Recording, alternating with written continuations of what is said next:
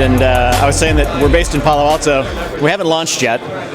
We're in private beta, and we'll be coming out in October, actually. So WOWD is a new way of finding information on the web. If you think about Google, it's great for reference search. So if you're interested in the mating habits of the fire-bellied toad, there's a bunch of documents out there. They link to each other. They reference each other. Well, we use crowd, actually, so we're sort of anti-semantics, if you will. It's pure crowd-based stuff. The way it works is people, by surfing the web, end up nominating publicly available pages. So the way other systems do ranking is with algorithms. The way we do ranking is by using the attention data of real human beings. Go ahead. There's basically a completely different way of finding, surfacing, and ranking high-quality information. If you think about, well, why do you need that? It's because there's so much stuff on the web now that is conversational in nature. So there's this global conversation going on. Exactly, it's real time, and you got to get it from the deep web. So you think, well, what are the properties of this? One is it's real time. You got seconds or maybe minutes to surface stuff, not weeks, not months for a crawl. Another is you've really got to rank things according to what people are reading right now. Not what publishers are linking to, but what people are reading. And then the third requirement is you got to get it from the deep web.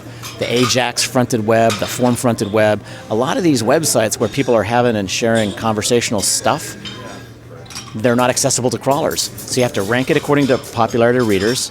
You have to do it in real time, and you have to get it from the deep web, and that's exactly what we do. So we can find stuff from anywhere on the web, rank it according to popularity, and we do it in just a matter of seconds. But you have to your issue is that you have to scale, so you have to have people behind the engine to actually work, right? Is that your chicken and egg? Partly. So it's actually technically a cloud-based system, which means that it's great when it's really big. And you're right, there are issues when it's small. So in fact, we have a bunch of feeds into it from Twitter and from other real-time sources so that it's in fact excellent at really small scale too. So right now it's very small, and all our users say they couldn't live without it.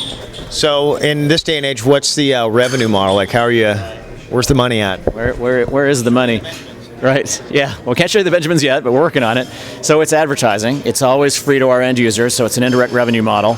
We can, because we have search as a component of this, we can certainly do search-based advertising, CPC, cost per click. But we actually have more interesting options than that, too, because there's a recommendation engine built in, and this recommendation engine runs on your local machine.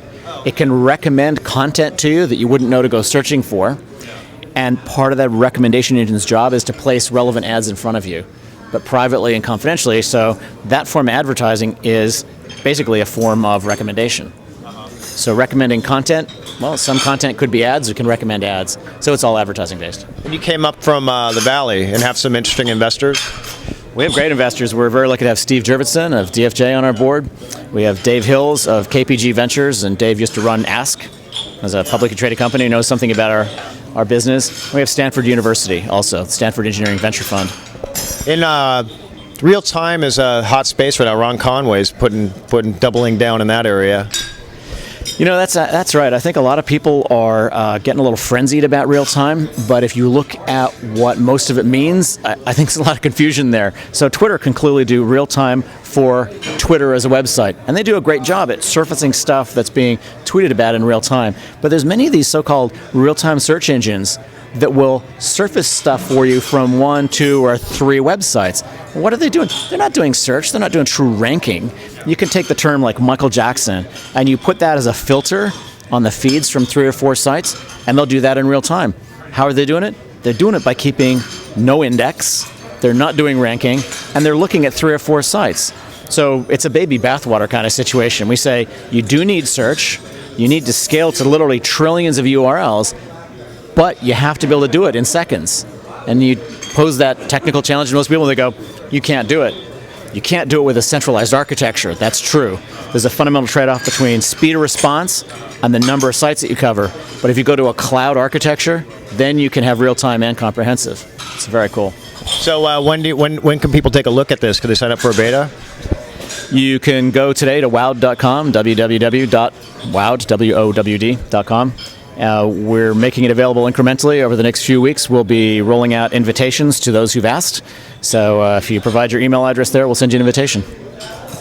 Cool. We'll have to check it out. Right on. Thanks for your time. Thank you.